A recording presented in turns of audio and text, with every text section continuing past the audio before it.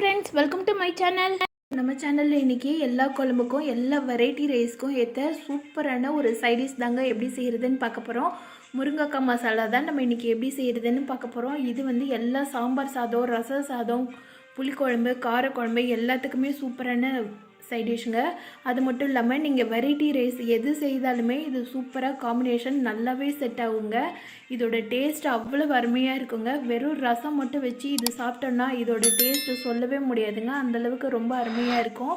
இதை எப்படி செய்கிறதுன்னு பார்க்குறதுக்கு முன்னாடி நம்ம சேனலை சப்ஸ்கிரைப் பண்ணாத ஃப்ரெண்ட்ஸ் எல்லாம் சப்ஸ்கிரைப் பண்ணிக்கோங்க. வாங்க இப்போ வீடியோக்குள்ளே போகலாம்.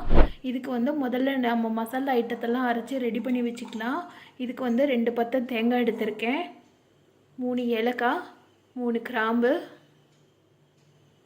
ஒரு துண்டு பட்டை, 3 பூண்டு, ஒரு 10 சின்ன வெங்காயம் தோல் உரிச்சிட்டு வச்சுருக்கேன். காரத்துக்கு கொஞ்சமாக காஞ்ச மிளகாய், 1 ஸ்பூன் சோம்பு. இது எல்லாத்தையும் மிக்சியில் நல்லா தண்ணி ஊற்றி மையாக அரைச்சிட்டு வந்துடலாம். இப்போ கடாய் நல்லா சூடாக இருக்குது. இதில் 2லேருந்து 3 ஸ்பூன் அளவு எண்ணெய் சேர்த்துக்கோங்க. கடுகு போட்டு நல்லா பொரிய விட்டுடலாம். கடுகு பொரிஞ்சோடனே 1 ஸ்பூன் சோம்பு சேர்த்துக்கோங்க. இதுக்கு சோம்பு தாங்க நல்ல ஃப்ளேவர் எடுத்து கொடுக்கும், அதனால் கண்டிப்பாக சோம்பு சேருங்க. ஒரு கொத்து கருவேப்பிலை, 2 காஞ்ச மிளகாவை கிள்ளாமல் சேர்த்துக்கோங்க. இது கூட சின்ன வெங்காயம், பெரிய வெங்காயம் 2ஐயும் மிக்ஸ் பண்ணி ஒரு கைப்பிடி அளவு நறுக்கி வச்சுருக்கேன். அதையும் சேர்த்து வதக்கிக்கலாம். இதுக்கு வெங்காயம் வந்து நிறைய போட்டோன்னா நல்லாவே டேஸ்ட்டாக இருக்குங்க. அதனால் முடிஞ்ச வரைக்கும் வெங்காயம் நிறையா சேர்த்துக்கோங்க. வெங்காயம் வந்து ரொம்ப வதங்க தேவையில்லை, லைட்டாக வதங்கினாலே போதும். மசாலா கூட்டு வந்து ரசம் சாதம் கூட ரொம்பவே சூப்பரான காம்பினேஷனாக செட் ஆகுங்க. இப்போ வெங்காயம் நல்லாவே வதங்கிருச்சு. இது கூட தக்காளி பழம், நல்ல பழுத்த பழமாக 3 பழம் நறுக்கி வச்சுருக்கேன். அதை சேர்த்து வதக்கிக்கலாம். தக்காளியும் வெங்காயமும் குவான்டிட்டி ஜாஸ்தியாக போட்டிங்கன்னா உங்களுக்கு குவான்டிட்டியும் நல்லாயிருக்கும், டேஸ்ட்டும் நல்லா இன்க்ரீஸ் பண்ணி கொடுக்குங்க.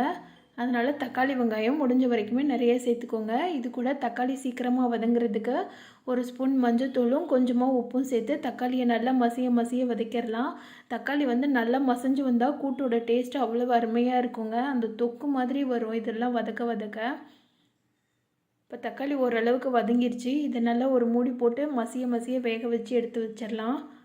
பாருங்கள், மூடி போட்டு ஒரு 5 நிமிஷம் வச்சேன். நல்லாவே மசிஞ்சு வந்திருக்கு. இப்போ இந்த டைமில் இதுக்கு தேவையான மசாலா பொடி சேர்த்துடலாம். 1 ஸ்பூன் சாம்பார் பொடி சேர்த்துருக்கேன். நான் வந்து சாம்பார் பொடி மட்டும்தான் சேர்ப்பேன். இது சாம்பார் பொடி சேர்த்தா தான் இந்த டேஸ்ட் வந்து நல்லாயிருக்கும். நீங்கள் சில்லி பொடியோ தனியா பொடியோ தனித்தனியாக சேர்க்காதீங்க, சாம்பார் பொடி சேருங்க. அப்படி இல்லைனா வீட்டில் இருக்கிற குழம்பு பொடி சேர்த்து கொஞ்சமாக தண்ணி ஊற்றி இது எல்லாத்தையும் நல்லா ஒரு தொக்கு பதத்துக்கு நல்லா பரட்டி எடுத்துக்கோங்க. மசாலா பச்சை வாசம் போகிற வரைக்கும் நல்லா வதக்கி விட்டுடுங்க. இப்போ இது கூட நான் வந்து 3 முருங்கைக்காய், நல்ல பெரிய சைஸ் முருங்கைக்காவாக எடுத்து வச்சுருக்கேன். அது இந்த சைஸில் நீட்டமாக நறுக்கி அதை இது கூட சேர்த்து ஒரு கலரிடலாம். அந்த தக்காளி மசாலா வெங்காயத்தோட நல்லா இது மிக்ஸ் ஆகி வரணுங்க. அதனால் நல்லா பரட்டி எடுத்துருங்க. பரட்டி எடுத்துகிட்டு இந்த மசாலாவோட ஒரு 5 நிமிஷம் லோ ஃப்ளேமில் வச்சு வேக வச்சிடலாம். ஒரு மூடி போட்டு வச்சிட்டிங்கன்னா முருங்கைக்காய் இதுலேயே ஒரு 1/4 அளவு வெந்துடும். அந்த மசாலாவும் நல்லா முருங்கைக்காய்க்குள்ளே இறங்கி வந்திருக்கும். இதை நம்ம தண்ணிலாம் ஊற்றல இந்த டைமில், வெறும் அந்த மசாலாவில் மட்டும் வேக வச்சு எடுத்துருக்கோம். பாருங்கள், நல்லா வாசம் கமகமன்னு வருதுங்க.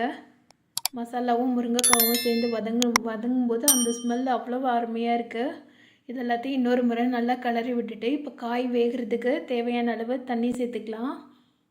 முருங்கைக்காய் வந்து வேகிறதுக்கு ரொம்ப நேரம் ஆகாதுங்க. ஒரு 5 நிமிஷம் வெந்தாலே போதும். காய் நல்லா பிரிஞ்சு வர அளவுக்கு நீங்கள் வேக வச்சு எடுத்துக்கோங்க. 5 நிமிஷத்துலேயே காய் நல்லாவே பிரிஞ்சு வந்துடும். தண்ணி ஊற்றிட்டு இந்த டைமில் தேவையான அளவு உப்பு செக் பண்ணிவிட்டு உப்பு சேர்த்துக்கோங்க. இது எல்லாத்தையும் நல்லா கிளறி விட்டுடலாம். கிளறி விட்டு ஒரு மூடி போட்டு மூடி வச்சுருங்க. இது நல்லா கொதித்து வெந்து வரட்டும். 5 நிமிஷம் ஆயிடுச்சு. காய் நல்லா வெந்து வந்திருக்கு பாருங்கள். அந்த தண்ணியும் வற்றலை, 1/4 அளவு தண்ணி இருக்குது. இப்போ இடையில நல்லா கிளறி விடணும், இல்லைன்னா அடியில் பற்ற ஆரம்பிச்சிடும். எனக்கு காய் 5 நிமிஷம் வச்சதுனால நல்லாவே வெந்து வந்துருச்சு. தண்ணி கரெக்டான அளவு வச்சிங்கன்னா அடியில் வந்து பற்றாமல் இருக்கும். இங்கே பாருங்கள், முருங்கைக்காய் பிரிய ஆரம்பிச்சிச்சு. இது தாங்க கரெக்டான பதம். மசாலாலாம் காய்க்குள்ளே நல்லாவே இறங்கி வந்திருக்கு. நம்ம ஊற்றின தண்ணிலாம் வற்றி நல்லா சுண்டி வந்துருச்சு பாருங்கள். இந்த டைமில் இதுக்கு தேவையான அளவு கொஞ்சமாக பெருங்காயம் சேர்த்துக்கலாம். முருங்கைக்காய்க்கு வந்து எப்பயுமே பெருங்காயம் சேர்த்து செய்யுங்க, டேஸ்ட்டும் நல்லாயிருக்கும். அதே நேரம் கேஸ்ட்ரிக் ப்ராப்ளமும் வராமல் இருக்கும். பெருங்காயம் சேர்த்துட்டு நம்ம அரைச்சி வச்சுருக்கிற தேங்காய் பேஸ்ட்டு இது கூட சேர்த்துடலாம். சேர்த்துட்டு மிக்ஸ் பண்ணி விட்டுட்டு ஒரு மூடி போட்டு ஒரு 5 நிமிஷம் லோ ஃப்ளேம்லேயே வச்சுருங்க. ரொம்ப நேரம் வைக்காதீங்க. தேங்காய் சேர்த்ததுக்கப்புறம் ரொம்ப நேரம் வச்சோன்னா டேஸ்ட்டு மாறிடுங்க. 5 நிமிஷத்துலேயே இது நல்லா திக்காக கெட்டியாக ஆரம்பிச்சிடும். பாருங்கள், மேலே எண்ணெய்லாம் நல்லா பிரிஞ்சு வந்திருக்கு. லோ ஃப்ளேமில் வச்சு வேக வைங்க, இல்லைன்னா அடியில் பற்றிரும். இது எல்லாத்தையும் நல்லா கிளறி விட்டு எடுத்துடலாம். இது கூட மேலே டேஸ்ட்டுக்கு இன்னும் கொஞ்சம் டேஸ்ட் இன்க்ரீஸ் பண்ணுறதுக்கு 1 ஸ்பூன் அளவு நல்லெண்ணெய் ஊற்றுனீங்கன்னா அவ்வளோ அருமையாக இருக்குங்க இந்த முருங்கைக்காய் தொக்கு. இந்த டேஸ்டான முருங்கைக்காய் தொக்கை நீங்களும் உங்கள் வீட்டில் கண்டிப்பாக செய்து பாருங்கள். இது சாம்பார் சாதம், ரசம் சாதம், காரக்குழம்பு, தயிர் சாதம் எல்லாத்துக்குமே அவ்வளோ சூப்பராக காம்பினேஷனுங்க. நம்ம ட்ராவலுக்கெலாம் போகும்போது புளியோதரை வச்சு அது கூட இந்த முருங்கைக்காய் தொக்கை வச்சு எடுத்துகிட்டு போயிட்டோன்னா அவ்வளோ சூப்பராக இருக்குங்க. வேறு சைடிஷ் எதுவுமே தேவையில்லை, ரொம்ப டேஸ்ட்டாக இருக்கும். அது மாதிரி நீங்கள் வெரைட்டி ரைஸ் செய்தாலும் சரி, இல்லை பிரியாணிக்கு கூட இந்த மாதிரி சைடிஷ் நீங்கள் செய்து பார்க்கலாம். இதுக்கு பதில் நீங்கள் முருங்கைக்காய்க்கு பதில் கத்திரிக்காய் போட்டு கூட இந்த மெத்தடில் நீங்கள் செய்து பாருங்கள், அவ்வளோ அருமையாக இருக்குங்க. இந்த டேஸ்டான முருங்கைக்காய் தொக்கை நீங்களும் உங்கள் வீட்டில் கண்டிப்பாக செய்து பாருங்கள். செய்து பார்த்துட்டு எப்படி இருந்துச்சுன்னு எனக்கு கமெண்ட் பண்ணுங்கள். இந்த வீடியோ பிடிச்சிருந்ததுன்னா இந்த வீடியோவுக்கு உங்கள் லைக்கை போட்டு சேனலில் சப்ஸ்கிரைப் பண்ணாத ஃப்ரெண்ட்ஸ் எல்லாம் சப்ஸ்கிரைப் பண்ணிக்கோங்க. மறக்காமல் இந்த வீடியோவுக்கு உங்கள் லைக்கை போட்டுடுங்க. தொடர்ந்து நம்ம சேனலுக்கு சப்போர்ட் பண்ணுங்கள். Thank you friends.